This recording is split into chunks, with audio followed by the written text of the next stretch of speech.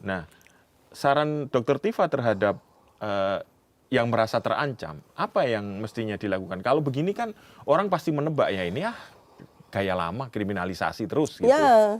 Itu mestinya mereka menghimpun para peneliti juga ya.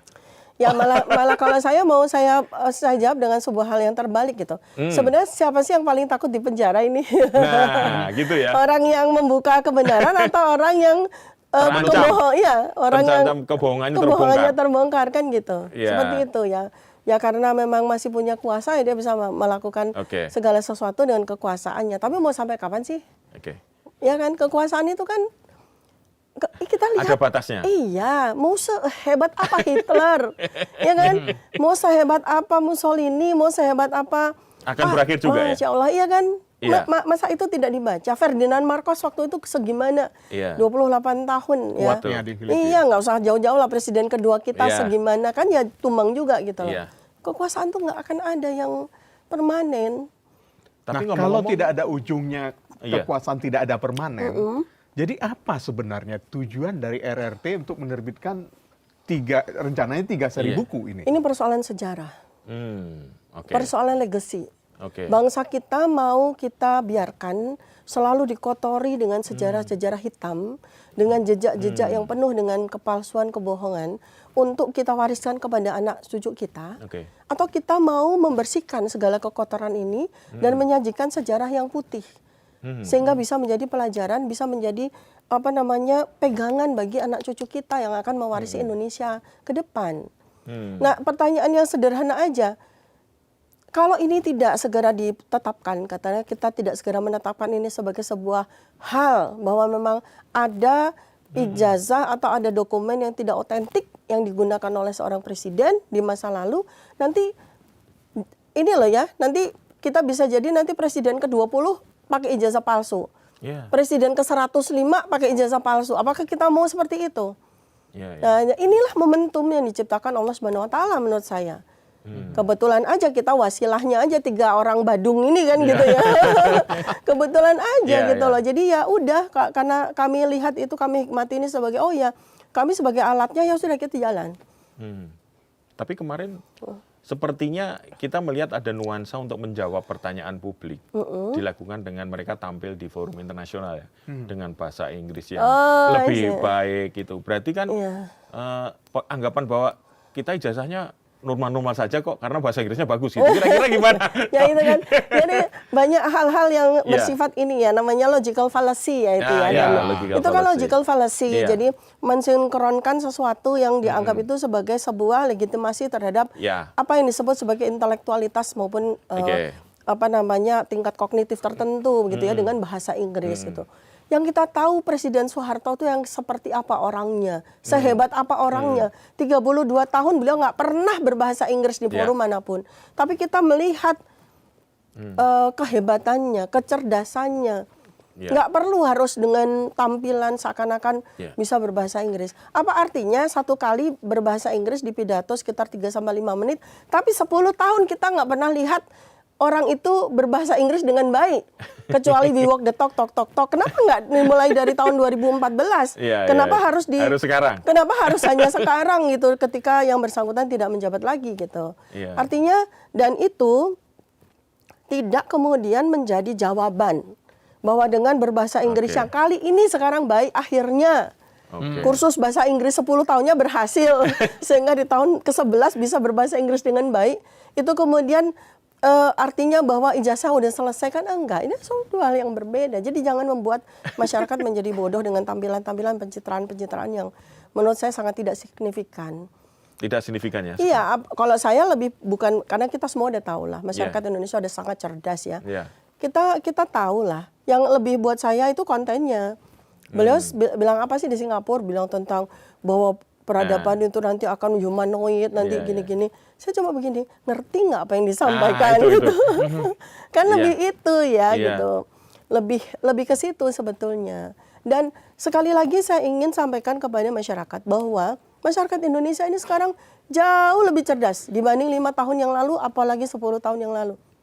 Jadi apapun yang dilakukan oleh bapak dan anak ini kebetulan di forum internasional itu sebenarnya tidak membuktikan apa-apa ya.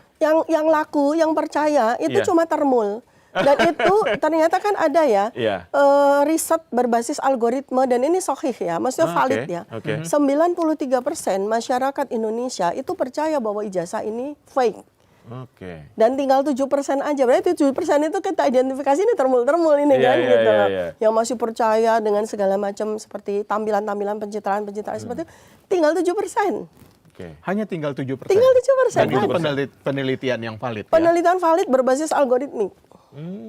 Tak ada intervensi manusia sama sekali. Benar-benar mesin bekerja untuk meng-capture apa sesungguhnya yang terjadi. Artinya kalau kita bicara dari sisi neuroscience behavior gitu ya, epidemiologi perilaku, itu menunjukkan bahwa tingkat kognitif, tingkat intelektualitas masyarakat itu dengan dunia digital ini itu meningkat luar biasa dalam 5 tahun sampai 10 tahun terakhir.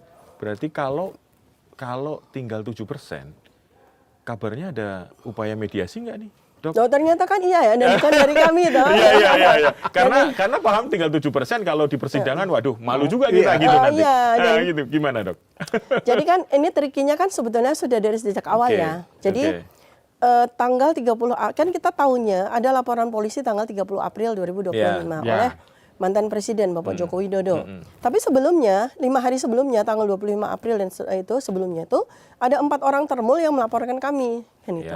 Yang tidak terkait sebenarnya dengan ijazah ini. Iya, jadi itu kan ikutan gitu ya. Jadi pasalnya ITE segala macam seperti itu.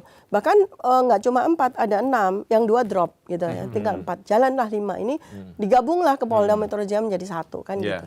Jadi ini kan kita sudah lihat trikinya nih.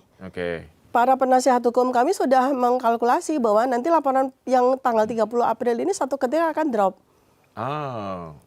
Nah, drop seakan-akan masyarakat kan karena taunya ini adalah peristiwa hukum satu tunggal, ya kan? Wah, drop nih gitu. Nggak taunya yang 4 jalan terus. Yang pasal besar-besar ini, pasal ITE ini yang kan 27, 28 ancamannya. 5 tahun, 8 tahun, 9 tahun, 12 tahun gitu. Saya daftar PSD aja nih kalau saya. Ya, nauzubillah min zalik. Tapi karena gini, kalau ini sama sekali ya. Saya udah konsultasi dengan para pakar pidana, para pakar hukum. Ini tuh nggak relevan untuk diajukan ke menjadi sebuah peristiwa hukum. Jadi ini Polda ngapain gitu loh? Karena yang 4 ini bukan orang-orang yang disebut oleh RRT terkait dengan ijazah tersebut. Iya, siapa mereka, legal atau jangan-jangan Dr. Tifa juga atau Mas Roy atau Bang Rismon kenal dengan mereka? Nggak kenal sama sekali, tidak pernah muncul juga orangnya.